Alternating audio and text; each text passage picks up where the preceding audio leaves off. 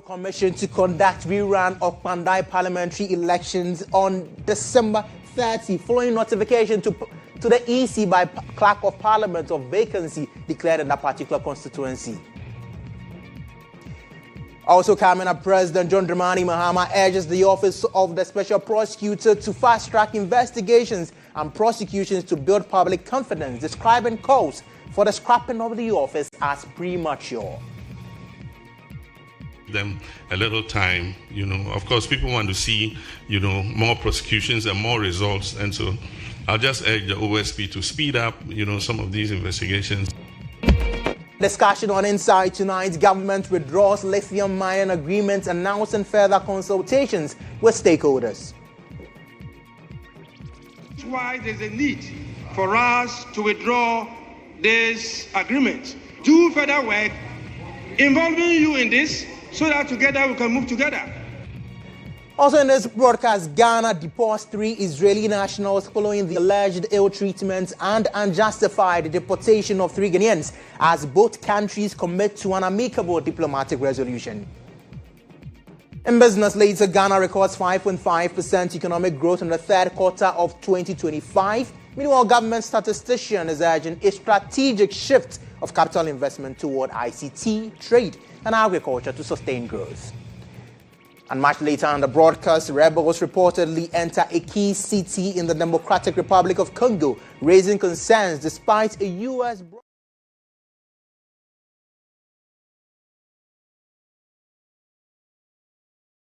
Details of these stories and many others coming up in the next 60 minutes. To stay with us here throughout the entire broadcast.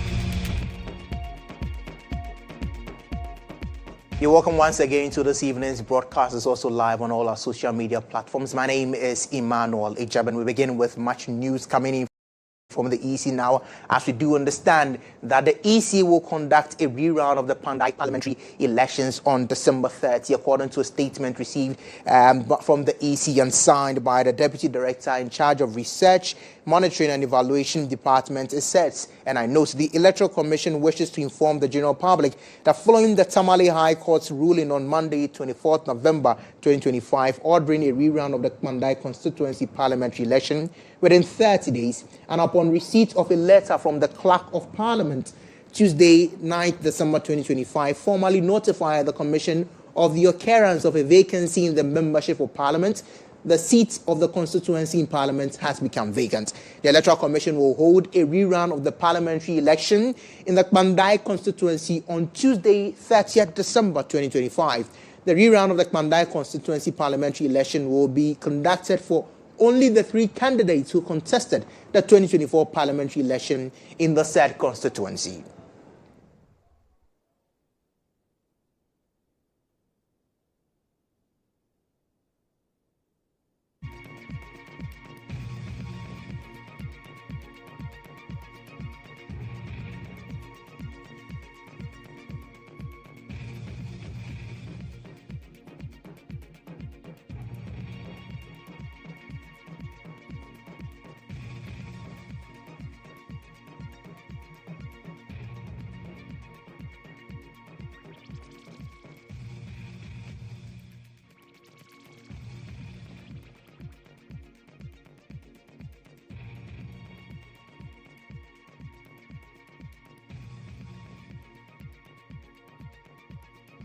So that's the news we're getting from the EC. There will be a rerun for that particular constituency, Mandai constituency, on the 30th of December 2025 for the 3 candidates who contested in the 2024 elections following the Tamale High Court ruling. But the minority in Parliament has reiterated its opposition to the Clerk of Parliament notification to the EC of a vacancy in the Mandai constituency ahead of the parliamentary rerun. Now, you do know that yesterday MPP MP staged disrupted proceedings, insisting that government business would stall until the Pandai issue was resolved.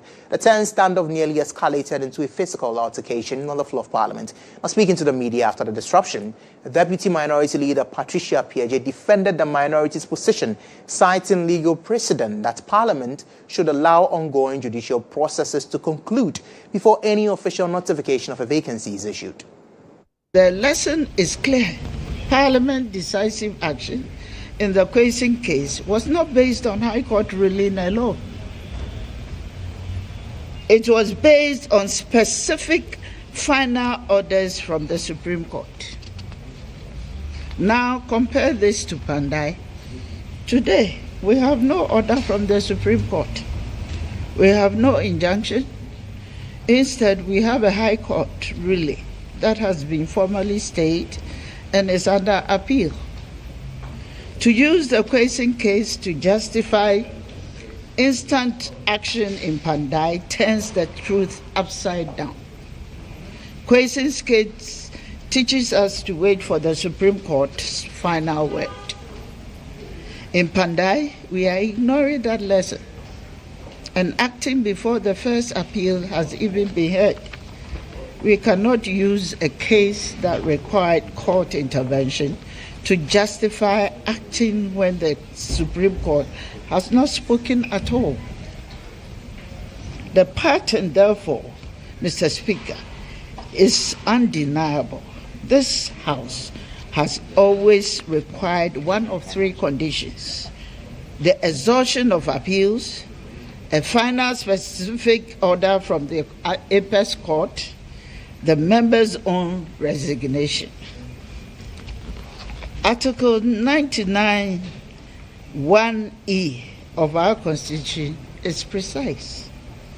A seat becomes vacant upon a determination by the appropriate judicial authority. Our history proves that a determination is not the first word of the High Court. The final authoritative word after the appellate. So that was the minority address in the press earlier concerning the declaration of the vacancy in the Pandai constituency. The seat now declared vacant, with the EC commissioned to conduct a rerun in that particular constituency on Tuesday, December 30. Bring you up to speed when we have more on this particular development story. Away from that, President John Dramani Mahama has described calls to scrap the office of the special prosecutor as premature amid concerns over delays in prosecutions and alleged abuse of office.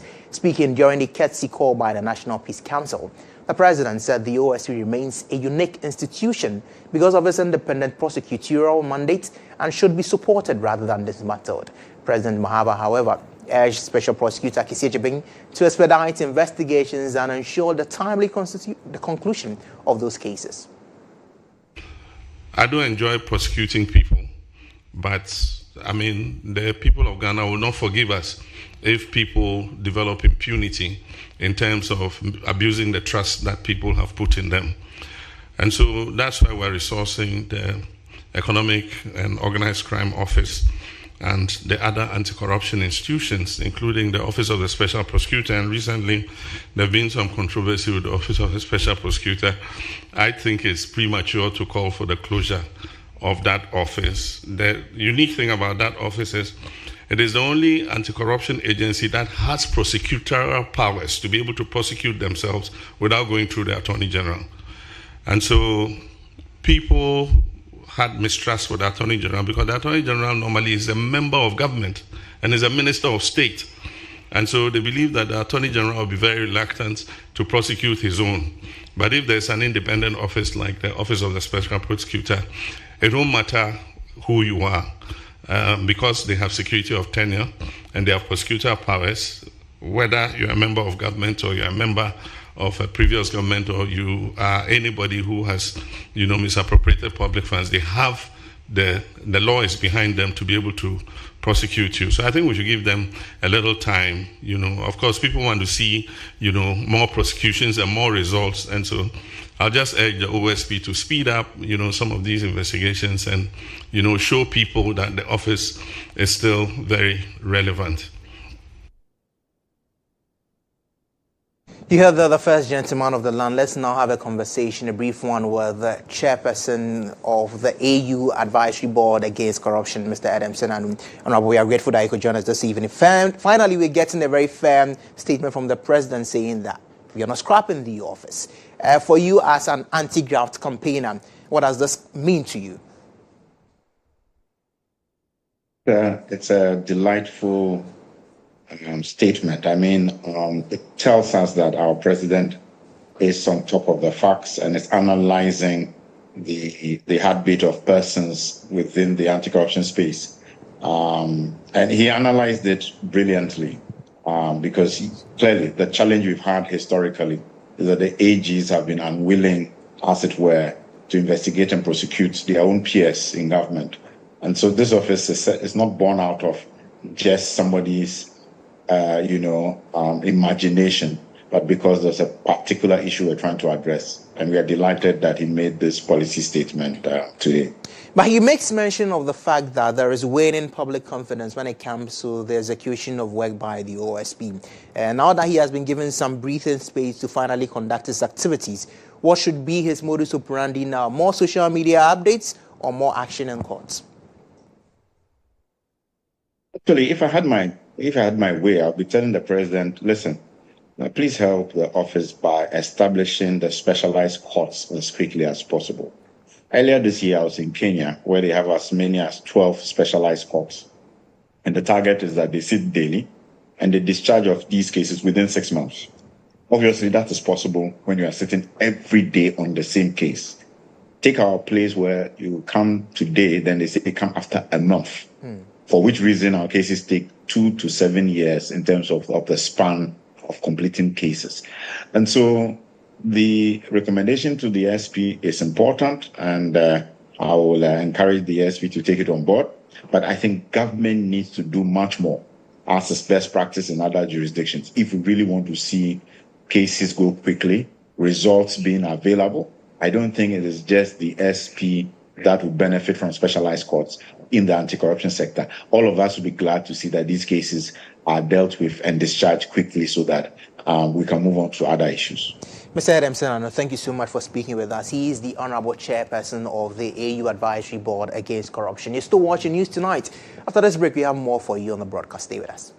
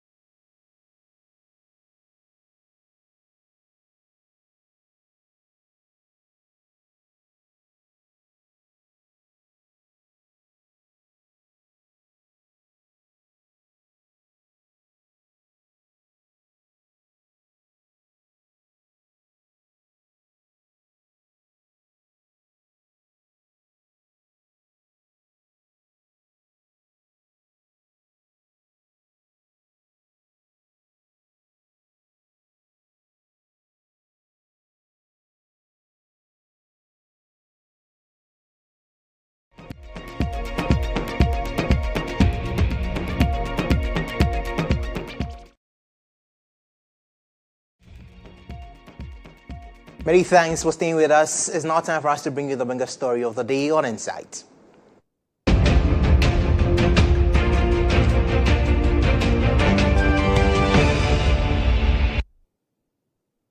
Government has withdrawn the Barari DV lithium agreement from Parliament following widespread public backlash and concerns raised by civil society groups, industry experts and lawmakers. The withdrawal comes amid criticism over the royalty structure in the agreement, which allocates 5% to Ghana, lower than the 10% benchmark proposed in 2024. The agreement, which seeks to regulate Ghana's emerging lithium industry, has faced intense scrutiny, with critics arguing it does not sufficiently protect national interest. Addressing the House, Deputy Minister for Lands and Natural Resources Alhaji Yusuf Sulemana said the decision was taken to allow broader consultations with stakeholders before the deal is reconsidered. I rise under Order 98 of the Standing Orders to seek your leave and the leave of the House to withdraw the agreement, the mining lease agreement between the government of the Republic of Ghana, represented by the Ministry of Lands and Natural Resources, and Barari DV Ghana Limited for the mining of lithium and other minerals at Mekesim. And we are talking about 42.63 kilometers square in the Mfantsima district of the Central Region. Mr. Speaker, the reason for the withdrawal of this agreement is to enable the Ministry of Lands and Natural Resources to undertake further consultations with very relevant stakeholders prior to representing it to this very important House. Mr. Speaker, listening to my colleagues from the other side, they have made my work very easy. They have given reasons why there's a need for us to withdraw this agreement. He's saying that he's listened to very prominent people. He's listened to so many NGOs and civil society organizations, and they are all calling on us to do further works on this very important agreement. It is for that reason that the listening minister, the listening government has decided that we withdraw this agreement, do further work, involving you in this, so that together we can move together.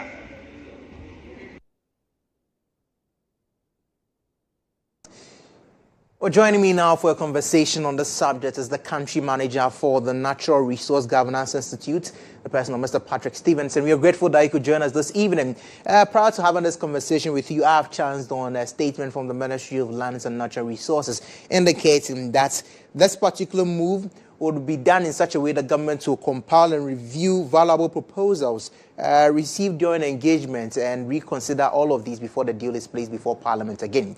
And even in light of the initial deal, there were some concerns that you had raised about the disclosures when it comes to especially the feasibility studies that have been done. How critical are these documents now in light of the withdrawal of the agreement?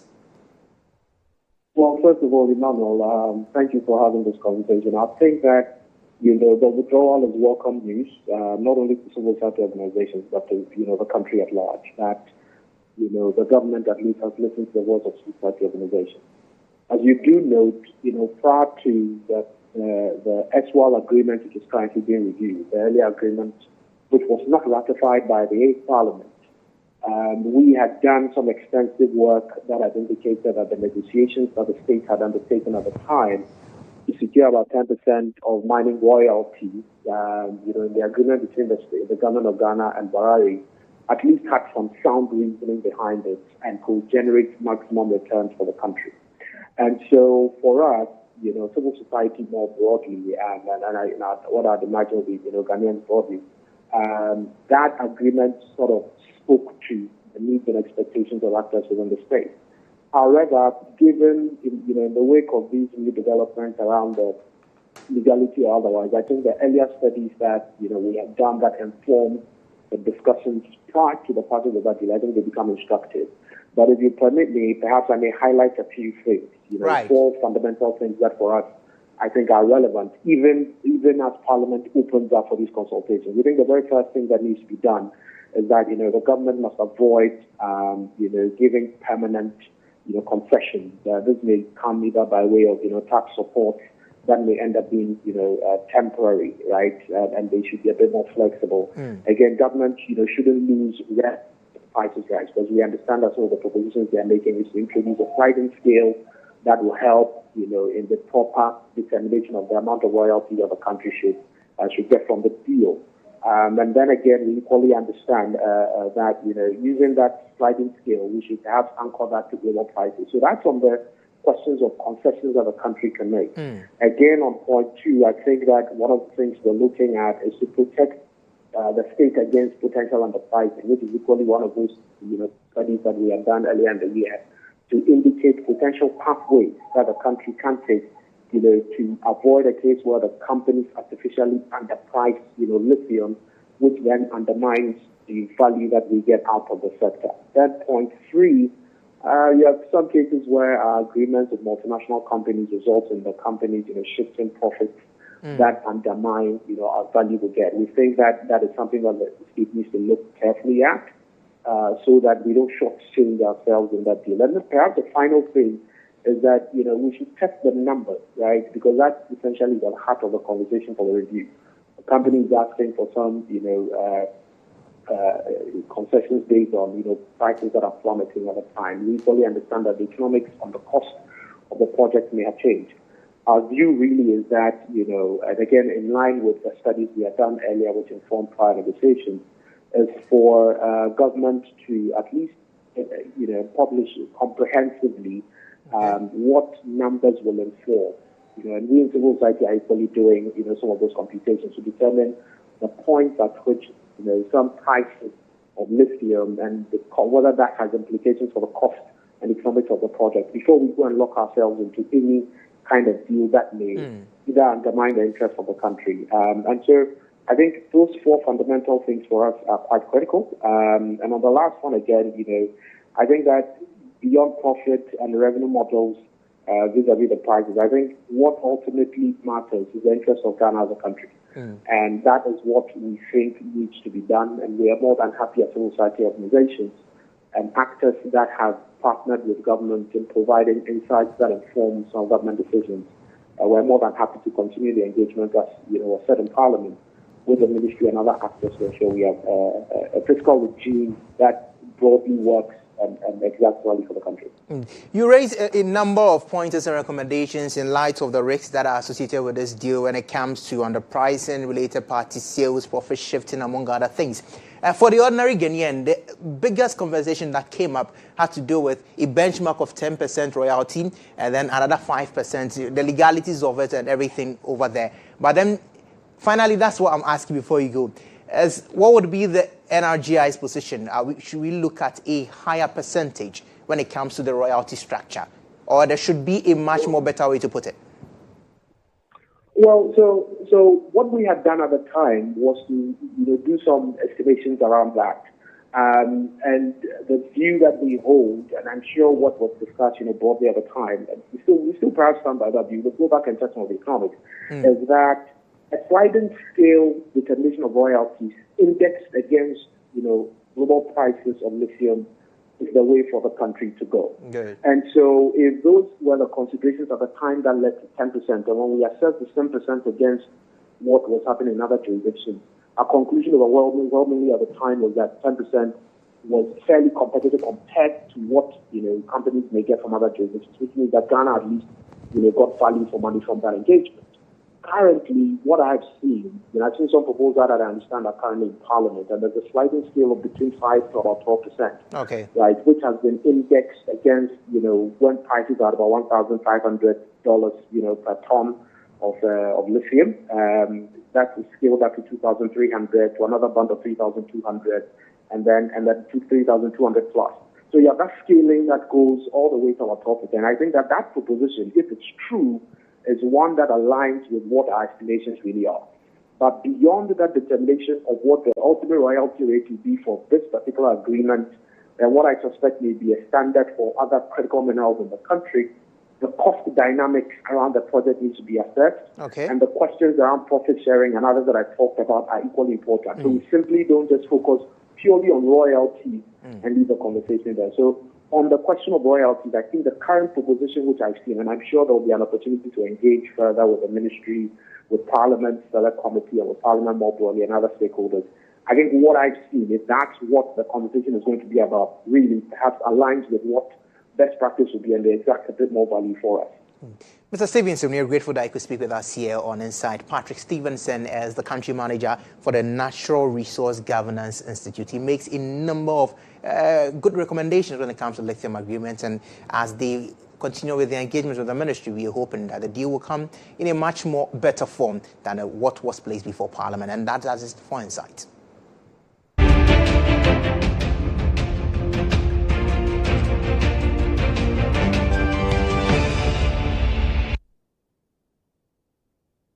John Dramani Mahama has assented to the COVID-19 Health Recovery Repeal Act 2025, formally abolishing the 1% levy imposed on goods and services and imports during the pandemic. The president signed the bill today, Wednesday, December 10, paving the way for the levy's complete removal from January 2026. This is the COVID Health Recovery Levy Repeal Act 2025. And it's my honor and privilege to sign to repeal the COVID levy. Promise made, promise delivered.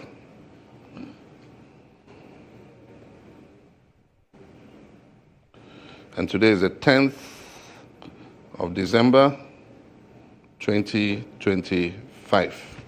Signed.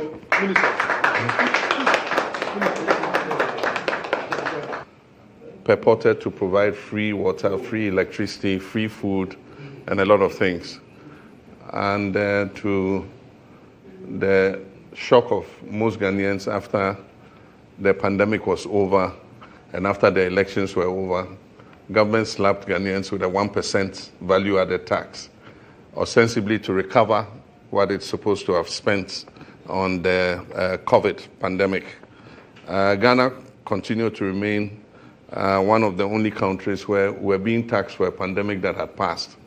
And so during the election, we promised that when the NDC comes to power, the COVID levy is one of those who repeal. A lot of Ghanaians have disliked this tax, and today I'm pleased that on the 10th of December 2025, I've signed the repeal act to remove the 1% COVID levy. And I will present it to the Clerk of Parliament.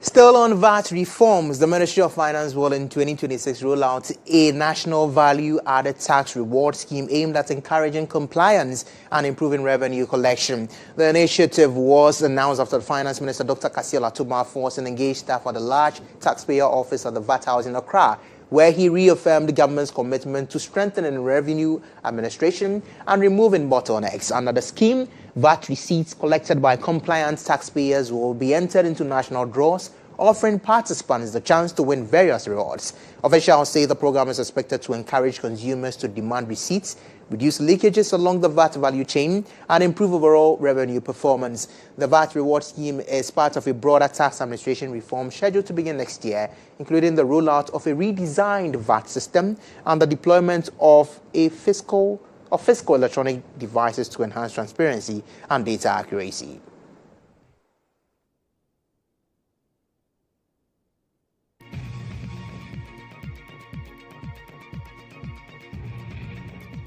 The government of Ghana has deported 3 Israeli nationals in a direct response to what it describes as the ill treatment and unjustified deportation of 3 Ghanaian citizens by Israeli authorities. Foreign Affairs officials summoned the charged affairs of the Israeli embassy to register Ghana's protest as the substantive ambassadors out of the country.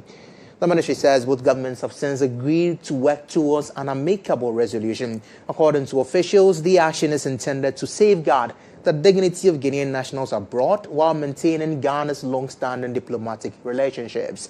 Ghana says it values its cooperation with all friendly nations and expects its citizens to be treated with the same respect and fairness it accords foreign nationals.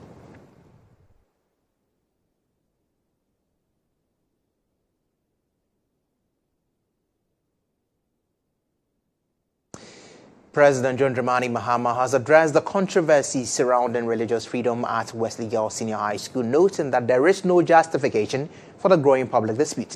He highlighted that the school had already agreed to a memorandum of understanding with mission schools that respects diversity in religious practice while maintaining faith-based orientation.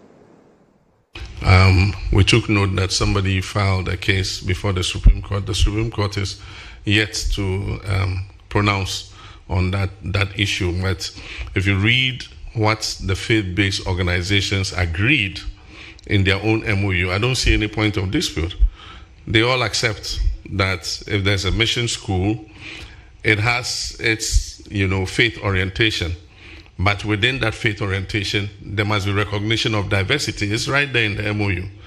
So I don't want to suggest it, but I think the Supreme Court has its work cut out for it, because the same people have signed an MOU, and so I don't see what the contention there is. And there's even a place that talks about fasting, because Christians fast, Muslims fast. You can find a Christian student in a Muslim school or a Muslim student in a Christian school. And it talks about whether they should be allowed to fast. And it says that yes, the student can fast if the parents inform the school that they want their ward to fast. And if there's any health consequences from the fasting, the responsibility shall be that of the parent and not the school. I mean, that's clear enough, So I think that is something that we can be proud of. And I want to congratulate the Peace Council for being the facilitators of that understanding between the faith-based institutions.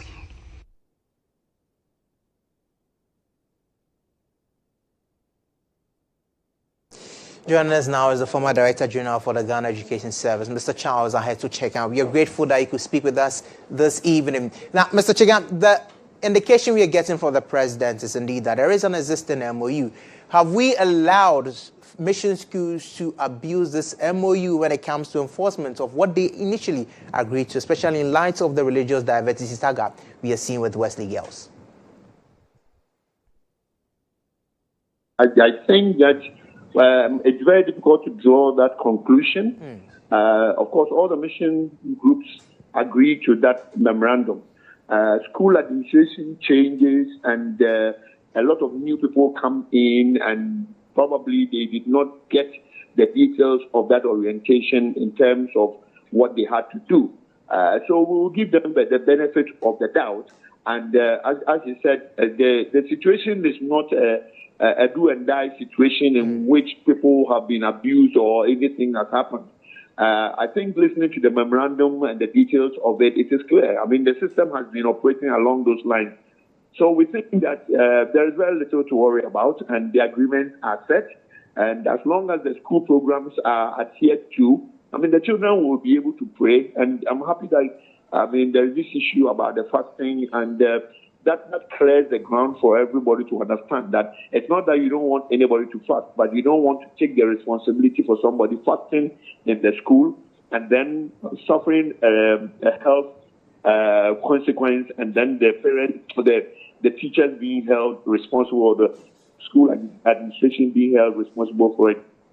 So now that it's very clear, and we have drawn the lines for all to understand, I think it's fair enough, and I think the schools will not have a problem. Going along those lines now that we have a general consensus on that matter.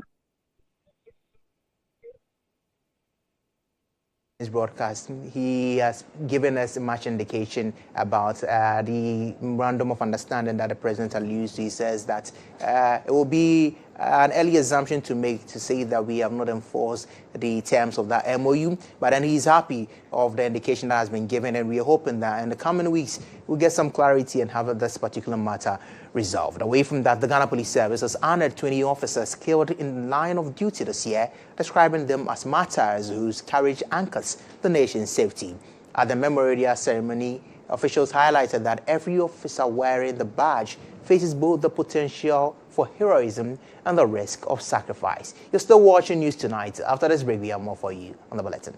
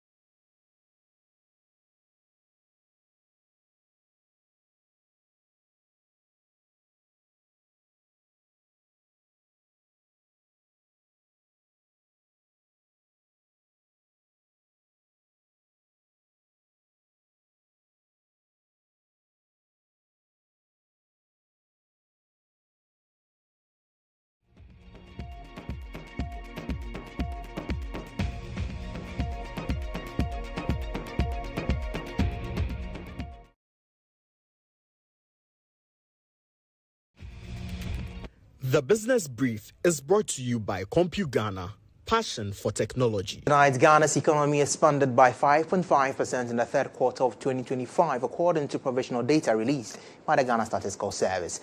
The services sector remained the backbone of the economy, growing by 7.6% and contributed about 40% to GDP. Government statistician Dr. Alhassan Idrisu noted that the third quarter results highlights the importance of non-oil sectors in sustaining economic growth. He urged increased investment in the ICT and other high-performing areas to consolidate gains and ensure continued expansion.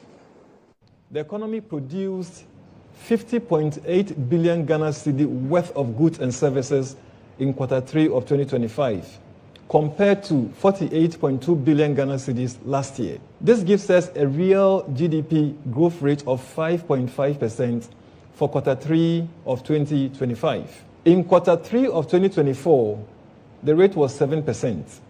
So growth is still positive, but slower than last year, same period. It is not only the traditional sectors that we can see employment, in. Not only traditional like agriculture, etc. Sectors like ICT, etc. Even though they depend very much on technology, they could also generate a lot of employment. So it depends on how we are providing the necessary enabling environment for the sector to grab, to provide jobs. So for example, with data, advent of ICT, we have almost everybody gluing to data. That's why we have ICT actually increasing. And we know what the youth particularly can use ICT to do. In fact, this is one such area that the private sector can create a lot of jobs without dependence on government. If we can build capacity, capacitate the youth in ICT-related areas, they can take advantage of the growth in the sector and contribute for the sector to even grow more. Still in the brief, Transport Minister Joseph Nikbey has warned commercial drivers to immediately stop charging unapproved fares. He says a special task force has been deployed to enforce the government-approved rates and ensure passengers are not exploited. This issue that is happening in the road transport services subsector. This is a worrying situation to us at the Ministry of Transport and most of our agencies, especially Intercity, STC, and GPRTU and other transport unions. We have noticed within this period of some of our drivers who at peak times refuses to use the stations or the terminals, and instead they drive along the routes and pick passengers just for them to charge unapproved fares. It's regrettable, it's not accepted, and we want to reiterate government and for that matter the ministry's anger over such behaviors. Over the weeks, we have had interactions with the GPRTU. They've established a task force, and the task force is at work as we speak, and their duty is to ensure that at peak hours they will take inventory of all vehicles who belong to particular stations and see whether they are the stations or not. And again to see whether they are actually charging their approved fees or not. At the same time, they are also working along the routes to see vehicles who are on the routes but not at their stations to pick passengers. And that does it for the Business Brief. Up next is sports. The Business Brief was brought to you by CompuGhana, passion for technology.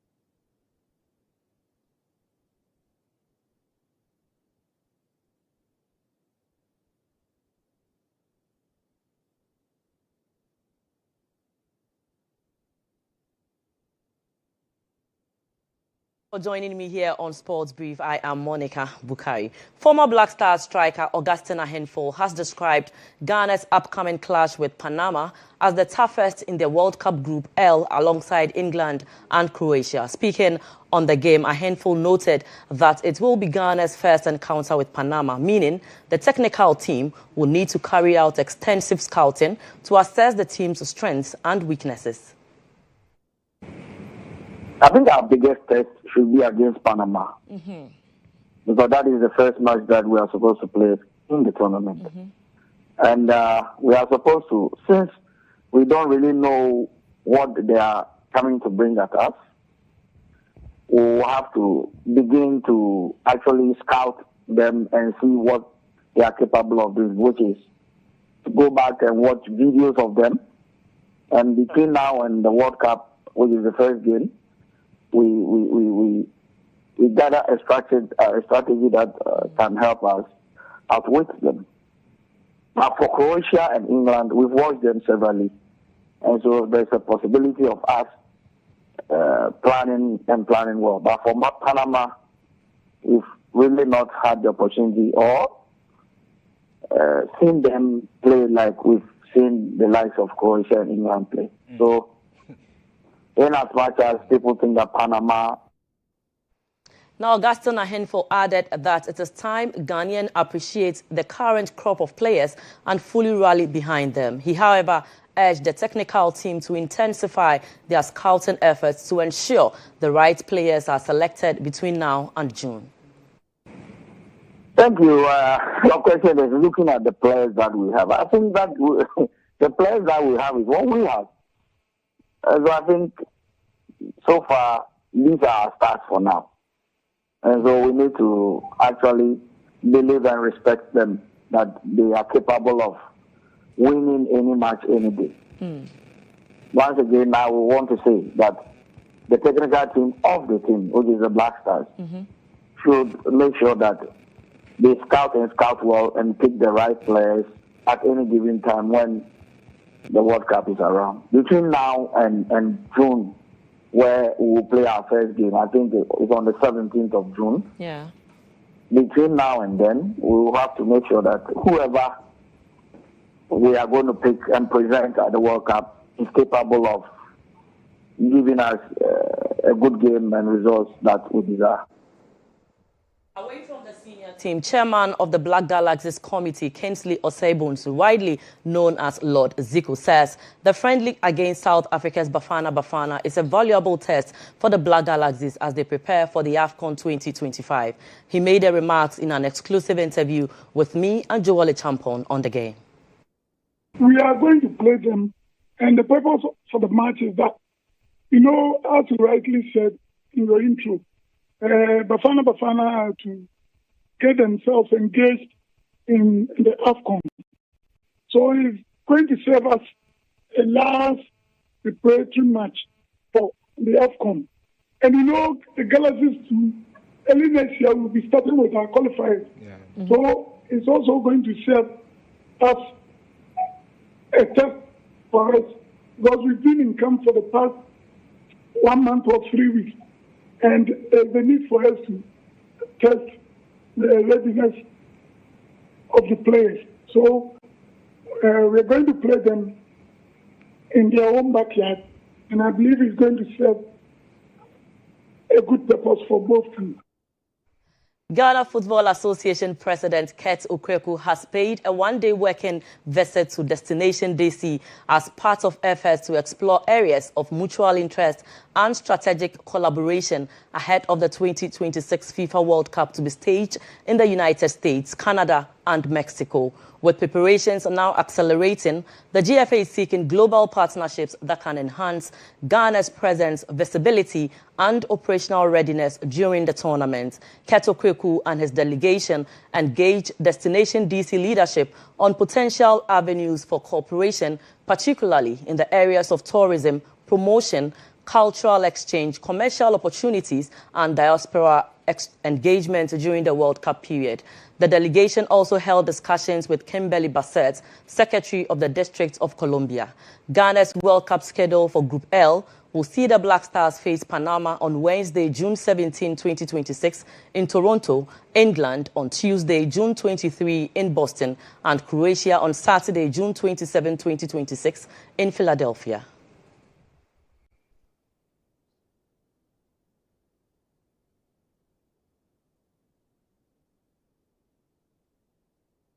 And that's all for sports. My name is Monica Bukari. Do stay tuned. We have international news.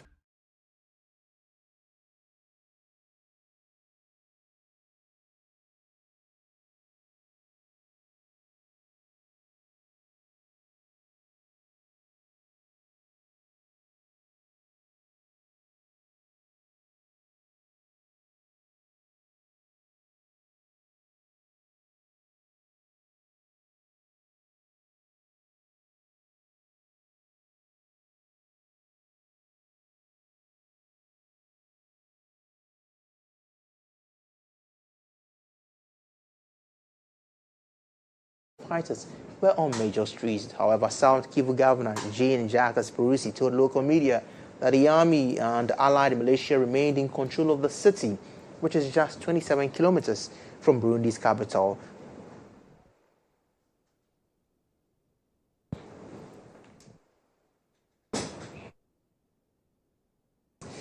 But that's it for the entire broadcast. We are grateful that you could stay with us here on News Tonight. My name is Emmanuel Agyabeng. Until next time, have a wonderful evening.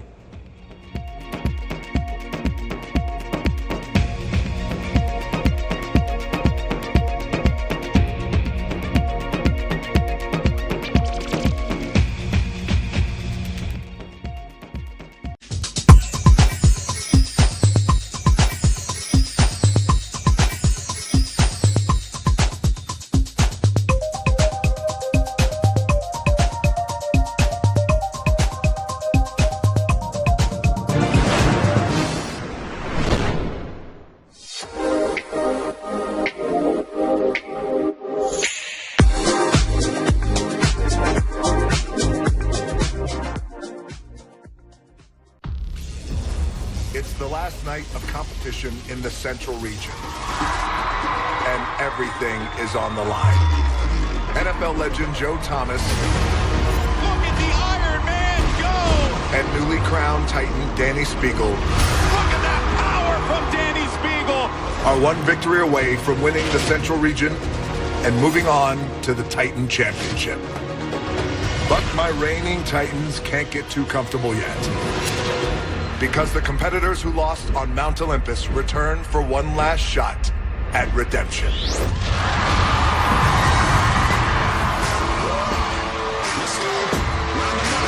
Will any of these returning athletes knock our reigning Titans off their perch?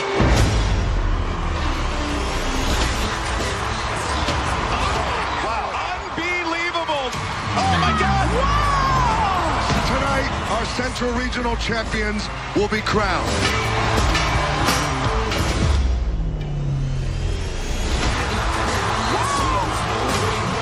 Let's get ready to go full tilt boogie up in this arena. I cannot believe it!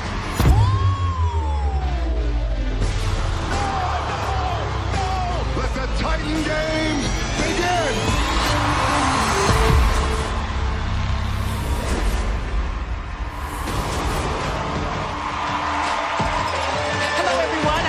Champion alongside Alex Golden Boy Mendez. We are taking our Titan challenges to the next level. That's right. 6 of the best athletes from the Central Region get a second